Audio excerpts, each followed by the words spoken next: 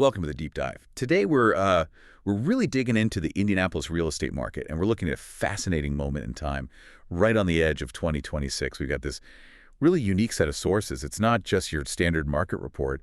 It's this blend of high-end residential insight and some pretty serious commercial strategy. That's right. Our mission today is, really laser focused on what's coming next. We're unpacking the data that was flying around in December of 2025, especially those headlines about a national housing downturn.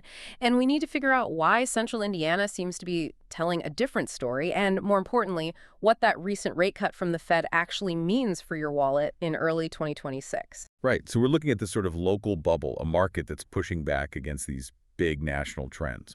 And that pushback is tied directly to a major policy decision. I mean, it's the perfect setup for a deep dive, connecting that global policy to what's happening in, a specific neighborhood. Okay, so before we get into the numbers, let's talk about where this expertise is coming from. The insights are mostly from an analyst named Cara Conde, and her background seems to be the key to connecting all these dots for you. It's like two worlds of real estate coming together. Exactly. She's got this rare mix of, high-touch luxury service and then this deep quantitative market analysis. She's been licensed since 2002, so that's over 2 decades, right there in the Indianapolis market. On the one hand, she's a certified luxury home marketing specialist. But the real game changer is her move into the commercial space. She's now an advisor at SVN Northern Commercial and a commercial syndication expert. So that move from just high-end homes to these big commercial deals, how did that happen? It sounds like it was completely driven by her clients. A lot of her luxury homeowners were also, successful business owners, investors, and they needed that same level of guidance for their bigger portfolios. So she just stepped up to handle all of it. And this is all on top of some serious academic credentials. She has a graduate degree in computer science from Oxford, plus all the industry-specific stuff like certified negotiation expert, CNE, and professional home staging training. Wow, okay, a computer science degree from Oxford. Right. That's not what you typically see. Mm-hmm. It explains why her approach is so data-driven, not just about relationships. Precisely. It's all about using technology to get the best outcome.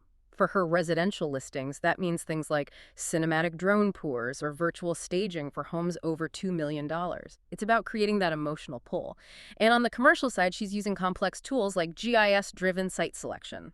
Let's pause on that for a second. For anyone listening who isn't in the commercial world, what does GIS-driven site selection actually mean? GIS is Geographic Information System, so think of it like super advanced digital mapping. Instead of just looking at a map, she's using software that layers all this data together. Demographics, traffic patterns, zoning laws, future construction plans, all of it. It ensures that a new commercial building is going in the absolute best spot for long-term success. And she applies this tech-first strategy across all her key areas. We're talking Zionsville, Carmel, Fishers, Indianapolis, Noblesville, Geist. All of them, the whole central Indiana growth corridor. That makes sense. It's about maximizing exposure and minimizing risk. Okay, so let's use that analytical mindset and look at the national picture from December 2025. What was the news that had everyone so worried?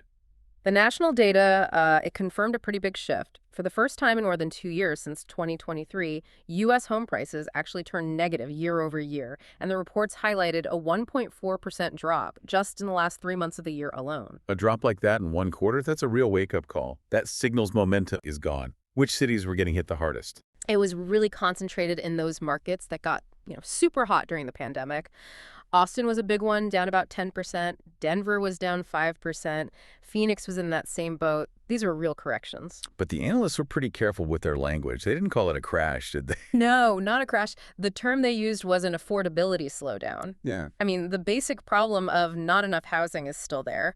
Nationally, inventory is up about 13%, which is good for buyers, but we're still sitting 28% below where we were before the pandemic, so there's still a shortage. Okay, that sets the stage. Now let's pivot to Indianapolis. If the national story is negative growth, why is central Indiana described as outperforming? Because Indianapolis is telling a completely different story. It's almost isolated. The latest data from December 2025 shows the median sale price there at $320,000. And here's the key part. That's a positive 4.1% growth year over year. So while Austin is correcting down 10%, Indy is appreciating up over 4%. That's a massive divergence. Right, and that 4.1% feels even bigger when you compare it to the rest of the country going backward. What's keeping the indie market so stable? It all comes down to inventory. Months of inventory is at 3.8. Now, for context, anything from 4 to 6 months is considered, a balanced market. So 3.8 tells us it's balanced, maybe leaning just a little bit toward the buyer, which is a healthy place to be. It's not that crazy seller's market we had. So not a frenzy anymore. But that doesn't mean things are sitting still. Not at all. Move-in ready homes in those top suburbs are still selling fast, often under 14 days. We also saw a really interesting spike in buyer activity late in the year. Pending sales in November 2025 were the highest they'd been for November since 2021. Demand is definitely still there. So given that stability, what's the forecast for prices in 2026? Are they going to drop? The experts say it's highly unlikely, not without a major national recession. The forecast is for overall appreciation of about 2 to 4%. But in those top suburbs, Carmel, Westfield, Zionsville, they're expected to do even better, maybe 5 to 7% growth. So steady growth, not a decline. Okay, this is where it gets really interesting for anyone thinking of buying. Let's talk about the Federal Reserve's rate cut in December 2025. That seems to be the key that unlocks this whole opportunity in early 2026. It completely changes the math on affordability. The difference between the rates then and the projected rates, that's where the real opportunity is. We should probably quantify that. Yeah, let's walk through the numbers. Okay, so let's say you're taking out a $350,000 loan in December 2025. The rates are around 6.75%. Your principal and interest payment is going to be roughly $2,270 a month. Which is a pretty hefty payment. Now, what happens after the Fed cut works its way into the mortgage market? Well, the projection is that rates will settle around 6.10% by March of 2026. So now, that same $350,000 loan has a monthly payment of about $2,100. That's a saving of $170 every single month. And $170 a month might not sound like a lottery win, but when you're adding up a mortgage, taxes, insurance, that's a meaningful amount of breathing room in your budget. It is. And here's how it translates to raw power. That drop from 6.75 down to 6.10% is equivalent to about $35,000 in extra purchasing power. $35,000. That's huge. That means you can look in a better school district, or you can afford the house that doesn't need a kitchen remodel, all without changing your monthly payment. That's a huge incentive. It is. And the long-term forecast makes the timing even more critical. The consensus is that we'll see another 0.5 point to 3/4 of a point in cuts later in the year, which could push rates into the high fives by summer. But the key takeaway for you listening right now is that Q1 2026, January, February, March. That is the sweet spot. Why is that the sweet spot? Why not just wait until summer for even lower rates? Because right now, the market is balanced. You get the benefit of that first rate drop before everyone else jumps back in. If you wait until summer, when rates hit, say, 5.8%, you're going to be fighting every other buyer who was waiting. Bidding wars will come right back. Acting now gives you the best combination of a good rate and less competition. The window is small. Yeah, huh? Okay, let's turn all of this into clear strategies. What should buyers and sellers actually be doing right now? All right, let's start with buyers. First thing, and this is fundamental, get pre-approved now, today. Know exactly what your budget is before things get busy. And second, they should look into products like a 2-1 buy down. Can you explain that quickly? What's a 2-1 buy down? Yeah, so a 2-1 buy down is where the seller, or sometimes the builder, pays a lump sum at closing to lower your interest rate for the first 2 years. So if the market rate is 6.5%, your rate in year 1 might be 4.5%, then 5.5% in year 2, and then it goes to the full 6.5% in year 3. It lets you ease into the full payment, and you're betting that you can just refinance into a lower rate before that third year hits. That seems like a perfect tool for this exact kind of market. It is. From a strategy standpoint, buyers should also be targeting homes that have been on the market for 21 days or more.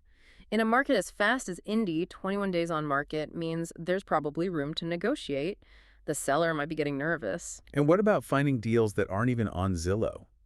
The source material mentioned a lot of off-market deals. Right, and that's where having an agent with a deep network really matters. Our source mentioned closing 38 off-market deals in 2025 alone. That's not luck. That comes from connections with investors and people who want to sell quietly. For you as a buyer, that can mean less competition and maybe a better price. And bidding wars. Are they over? For the most part, yes. The market has stabilized a lot. The number of homes selling over asking price dropped from 48% in 2024 down to about 22% in 2025. Bidding wars are now really only happening for those truly perfect move-in ready homes. Okay, now let's flip it. What about sellers who want to get the most for their home in Q1? For sellers, the advice is simple. Price it aggressively for a quick closing in January or February.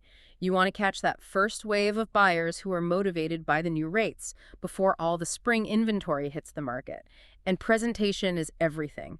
You have to use professional staging and things like cinematic drone tours. The data is clear. Listings that are marketed that way are averaging just 11 days on the market. Much faster. Speed and presentation. Got it. Okay, let's talk location. Where are the appreciation hotspots for 2026? Okay, we've identified 5 key areas. First, you have the ones you'd expect, Carmel and Westfield. It's all about the top-tier schools and new construction. They're just consistent winners. And for the luxury buyer? A luxury, you're looking at Geist Reservoir and Oaklandin. It's waterfront living that's still, believe it or not, priced about 15 to 20% below comparable luxury properties in other big cities, a real value proposition. And of course, Zionsville.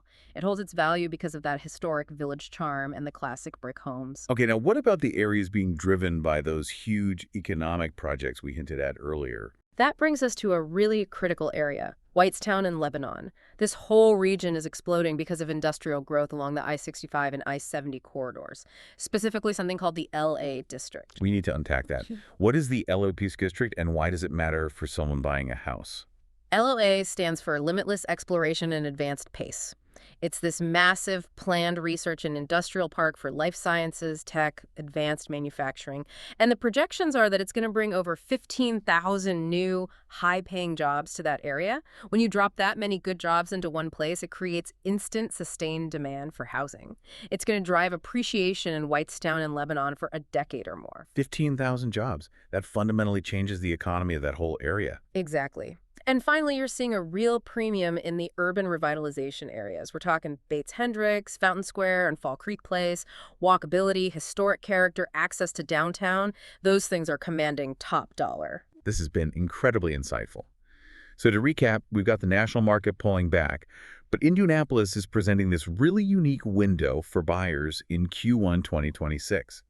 And that window is being propped open by lower monthly payments from the rate cuts and this very specific, very real job growth in key industries. Yes. The definitive takeaway for you is that this period, especially January through March, offers the best buying conditions in 4 years. You have this perfect storm of lower rates, balanced inventory, and a staved job market that's still attracting people. It's a mix of stability and opportunity that we just haven't seen for a while. And as we close out, I think it's important to come back to that link between commercial and residential real estate. The rise of Indiana as this logistics hub with all this money pouring into industrial parks along I-65 and I-70, that's what's fundamentally supporting the long-term value of homes in places like Whitestown. It's the key connection. The numbers and timing of a big commercial deal directly support the lifestyle and storytelling of a luxury home sale. And it raises this really interesting question for you to think about. How might this blend of commercial investment and residential growth change how you, as a homeowner, think about your home's long-term value? The success of a new research campus down the road might actually be the single biggest factor in your neighborhood's appreciation over the next 10 years. Some powerful food for thought as you map out your 2026 strategy. Thank you for joining us for the deep dive.